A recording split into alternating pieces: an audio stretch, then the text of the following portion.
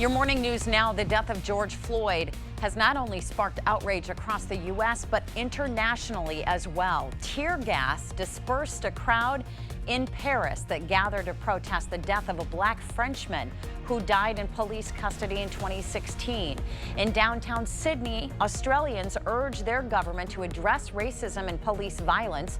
People in Israel, Argentina, and Sweden also expressed their anger toward racial injustice and inequality.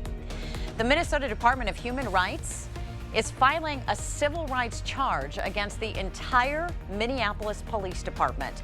The investigation will look into the police department's policies, procedures, and practices over the past 10 years to determine if it's engaged in systemic discriminatory practices towards people of color.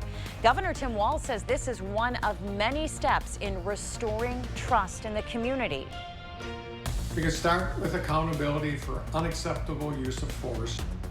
Wisconsin Governor Tony Evers is calling on state lawmakers to reform law enforcement policies. He says George Floyd's killing echoes the deaths of black men by police in Wisconsin. Attorney General Josh Kaul says the Department of Justice is working with police departments around the state to respond to the recent unrest. Protesters could be seen peacefully marching through the streets in Tomah last night, joining in on the nationwide movement. Demonstrators traveled along Superior Avenue after starting at Gillette Park. The Tomah Police Department and the City of Tomah put out a statement that says they support First Amendment rights, which allow citizens to assemble peacefully. The severe storms that swept across our area last night left behind some damage, and this was the scene of flooded streets in parts of Onalaska. There was also an estimated wind gust near West Salem of about 65 miles per hour, with many areas seeing large hail. About 1,000 people in LaCrosse and surrounding counties are still without power this morning.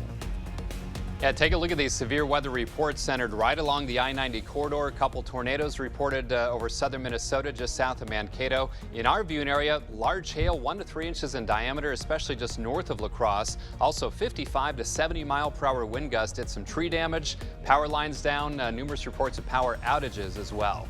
President Trump is reportedly looking for a new host state for this summer's Republican National Convention. The event was originally scheduled for August in Charlotte, North Carolina, but due to the coronavirus concerns, North Carolina will not allow the full 50,000-seat gathering. Nashville, Las Vegas, and Orlando are all being considered to host the event. Because we're the only nation in the world that goes through crisis and comes out better. After last night's primaries in 7 states in the District of Columbia, Joe Biden is close to securing the Democratic Party's presidential nomination. Biden needs 1,991 delegates to guarantee a majority. He only needs 90 more. The Boys and Girls Clubs of Greater La Crosse are planning for their reopening. Initially, only the Erickson, Huber, Holmes, Matthey, and Shoe Mullen clubs will open with limited hours. By tomorrow, the clubs will make an announcement regarding athletic programs, and July 1st, the Brennigan Club in West Salem is set to open. And restaurants and stores in Winona can now take their businesses outside. An emergency ordinance allows for businesses to operate in public spaces, including sidewalks and parking lanes. Businesses must maintain at least 5 feet off sidewalk space to allow for people to continue to use the sidewalks. The recent hot temperatures have made La Crosse's public beaches a very popular place to be. Thankfully, Parks and Rec officials in the city are keeping the beaches open, but as a safety reminder, there are no lifeguards on duty at the beaches, and because of the COVID-19 pandemic, officials are recommending you keep groups small. Well, watch out for some patchy fog early today. Otherwise, these low clouds will quickly mix out, and we should see plenty of sun today. The storms from last night are now well to our south across Iowa and northern Illinois.